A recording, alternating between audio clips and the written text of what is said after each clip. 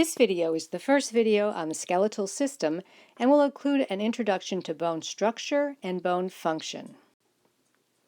Now, bone, as you may remember, is a connective tissue, which means it's made of cells and a bunch of extracellular stuff. The cells in bone are called osteocytes, and those are the ones that are in charge of keeping the bone in good shape, supervising the mineral level. The extracellular matrix is made up of collagen, which is a protein fiber, and various mineral salts. The collagen gives the bone strength and resilience so that it doesn't snap under pressure, and the mineral salts make the bones hard and unbending so that they also can stand up under the pressure. Now, incidentally, bones are organs because they include more than one type of tissue. They have the bone tissue, this connective tissue, but we also have blood vessels, and blood's another type of connective tissue, and then nerves, nervous tissue being another type of tissue. So they are very much alive, and if you've ever broken a bone, you know how many nerves are there. Here is our microscope view of bone tissue, and so each of these little dots here are those osteocytes, those individual bone cells. This dark circle is where the blood vessels are found, and these circular structures are really how the bone is formed. These things are called osteons, and we'll see a little bit more on the next page. But all of this stuff in between the little black dots, that's your extracellular matrix. That's where you're going to find the collagen fibers running in one direction between these two rows, and another direction between the next row, and then the mineral matrix all mixed up in there. So here's a diagram of bone tissue, and so as I said, the osteon is that sort of circular structure that we see, and then the blood vessels and the nerves there in the center in the osteonic canal.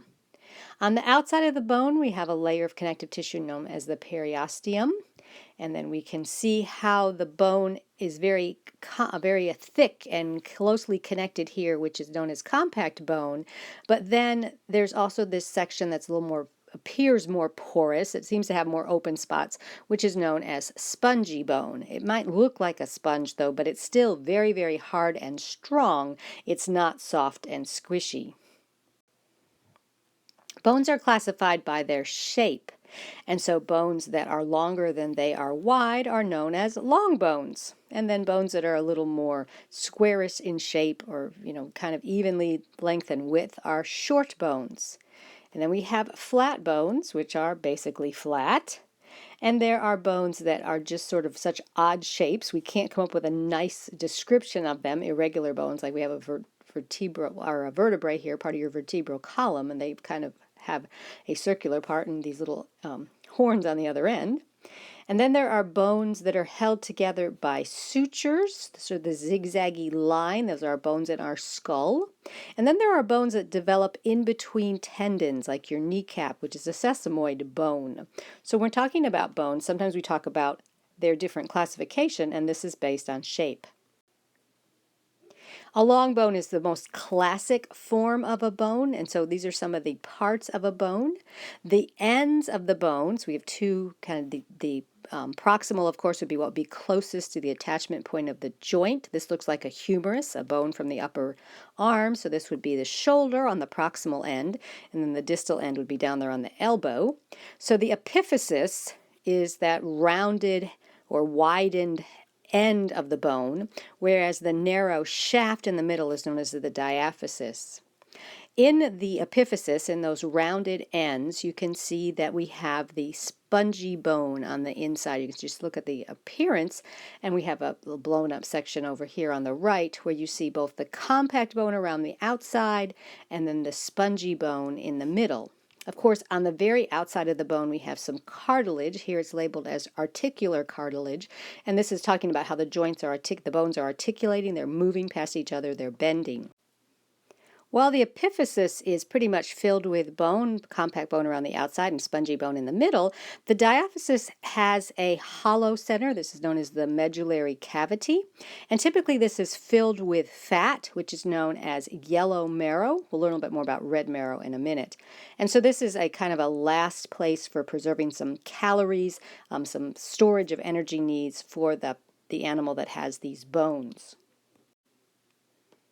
Here are some pictures of some bones. Now these are old, dried out bones. They are not living anymore, because if we did have bones that were alive in the spongy bone areas, we would be seeing lots of red blood cells being formed. It would have very colorful instead of these bones.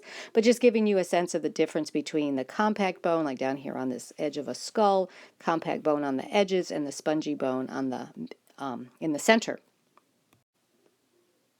When a baby is born, it has bones inside its body, an endoskeleton, and this bone begins to calcify, begins to harden from two different methods, from a collection of membranes, especially for around the skull, and then there are cartilage models, or sort of mini versions of the bone that are being formed during the first 6 weeks of development, and then they start to calcify. They start to put on that mineral matrix from about 6 weeks till birth, and even beyond that, bone will continue to strengthen until about age 25.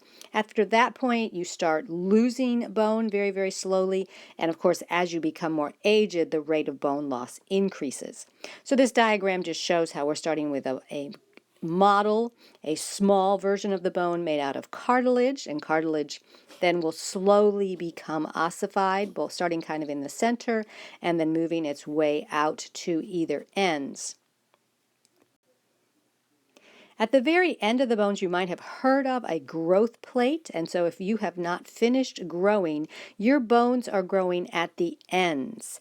And this epiphysis, the end of the bone, there is a epiphyseal plate, an area that is just cartilage, and it puts on kind of new bones in two directions, which allows your bone to lengthen as you get bigger, as you get taller. As you age, that cartilage then eventually will become solid bone. So if we have a picture of the same joint with someone who is older, you can't see that line that's the growth plate or the epiphyseal plate anymore, because that has become all mineralized and it's no longer that cartilage layer that's growing new bone tissue. So that's just an overview of the bones that make up the skeletal system. Well, what does the skeletal system do for you? What is the function of this particular organ system? It basically has 6 main roles. It provides a framework for the body, so how tall or how wide you are is dependent upon the skeleton that's underneath everything. Your skeleton supports your body weight in the upright position, primarily through your backbone, your vertebral column, and your pelvis, and your bones of your legs, especially the femur, the biggest and thickest bone in the human body.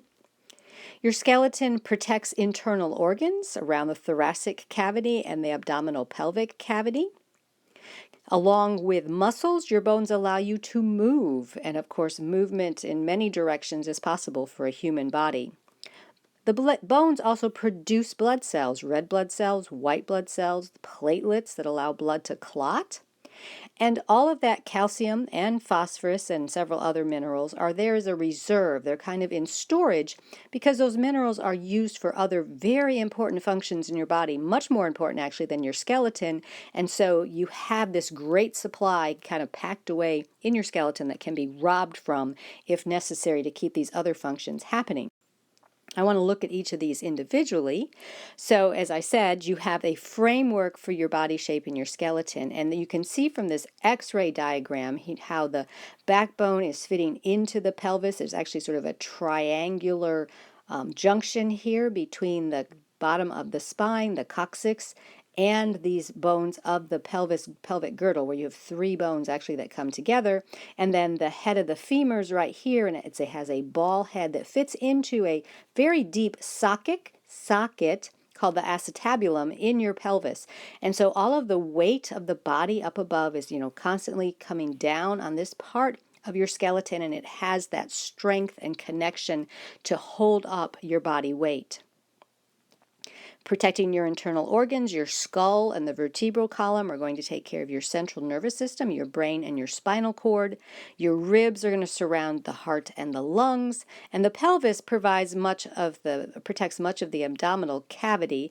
Between the bottom of the ribs and the top of the pelvis, there's really not much space. And so, aside from sort of a direct frontal hit in the lower part of your abdomen, you've got bones in the way, providing protection for those very important internal organs. The third important function is how muscles work with bones to allow movement. And by using the muscles to move the bones and their joints are set up as levers, which then amplify the muscle action. So a very small contraction here of the muscle of the bicep leads to a very large movement here with the movement of the hand or the upper arm through space.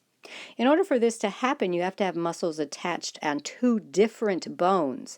And so we have this bicep attached up in the shoulder, and then the other end of the bicep is attached down here on the lower arm bones. Actually, you know that there should be a tendon coming out of this muscle, and it's the tendon that connects the muscle to bone. This diagram is sort of faulty in that area. But as your muscle moves across the joint, then because there's action coming across that joint, the muscles on both sides of it, as it contracts, whether it's a muscle that flexes and causes the arm to lift up, or the triceps that's our extensor that allows it to straighten again, the bones and the muscles work together to allow that hand to move. As I mentioned, blood cell formation takes place. The fancy name for blood cell formation is hematopoiesis. And this is going to occur in the red bone marrow. And the diagram over here is showing you all the places where red bone marrow is found in an adult. In young children, there are even more places on the body where red blood cells are made. The number I have heard is 1 trillion a day are being made by your red bone marrow. Red blood cells only last about 40 days, so they do have to be replaced quite a bit.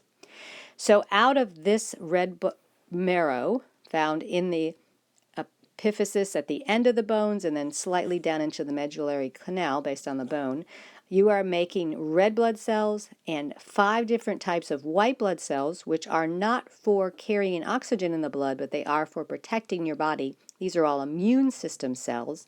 And then platelets, which are really fragments of a bigger cell that has exploded, and they're involved in sticking together and making a blood clot when you've had an injury to a blood vessel. And finally, bones function as a mineral reserve, as I said, for other important mineral needs of the body. Calcium phosphate and calcium carbonate are the main 2 minerals found in the bone, but we also have magnesium and sodium and potassium. And these minerals are essential for muscle contraction and nerve impulses. And so if you think muscle contraction, the heart is a prime muscle that is contracting all the time from just a few weeks after the egg is fertilized, before you were born, until the moment that you die. And so the minerals that are needed to keep the heart functioning, if the blood supply is low, it can be taken from the bones. It can be stolen from the bones and given to the heart, because the heart really is more important than your skeleton. So this little diagram tells us that calcium is involved in muscle contraction, and magnesium supports the relaxation of muscles, which allow in the heart, which allow the chambers to refill with blood to be pumped out again.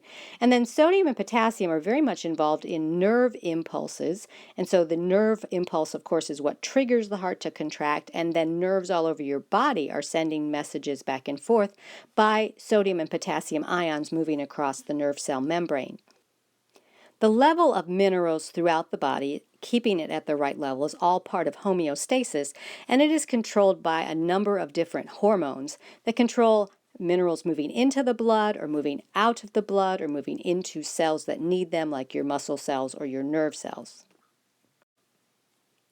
There are several factors that can affect overall bone health that I want to mention. First of all, there is nutrition.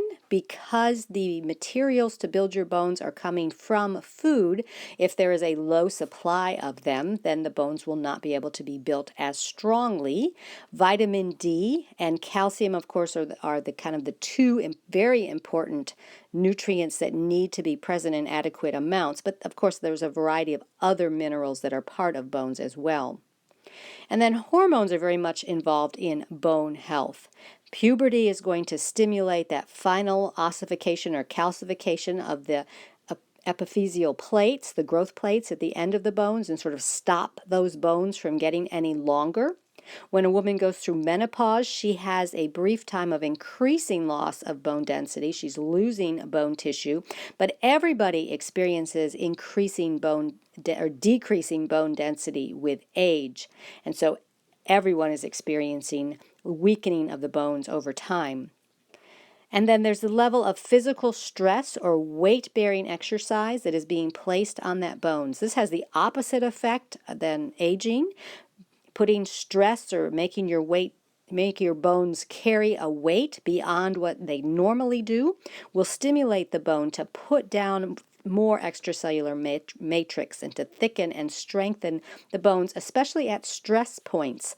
So you might have seen in a forensic crime show how someone can look at a skeleton and say, someone had a particular occupation because of a lump on a bone where a muscle was being pulled on all the time. They played a particular sport or something, and that's because you have some extra thickening at a stress point, and when muscles pull on bone, they can actually make sort of a bigger spot on that bone. So this covers this first overview of the skeletal system. There'll be several other videos covering other points to watch as well.